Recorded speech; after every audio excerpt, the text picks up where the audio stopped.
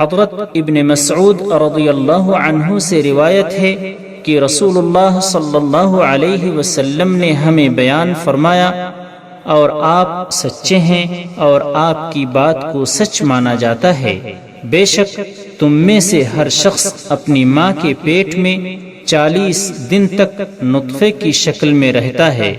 پھر اسی کی مثل یعنی اتنی ہی مدت منجمد خون بنا رہتا ہے، پھر اتنی ہی مدت گوشت کا لوتھڑا رہتا ہے، پھر 120 دن کے بعد فرشتہ بھیجا جاتا ہے،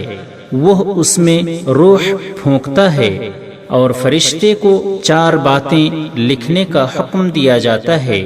اس کی روزی، اس کی موت، اس کا عمل، اور وہ بدبخت ہے یا نیک ہے۔ چنانچہ قسم ہے اس ذات کی جس کے سوا کوئی معبود برحق نہیں، بے شک تم میں سے ایک شخص جنتیوں والے عمل کرتا ہے، یہاں تک کہ اس کے اور جنت کے درمیان 1 ہاتھ کا فاصلہ رہ جاتا ہے کہ اس پر لکھا ہوا غالب آ جاتا ہے، اور وہ جہنمیوں والے کام کرنے لگ جاتا ہے اور جہنم میں داخل ہو جاتا ہے۔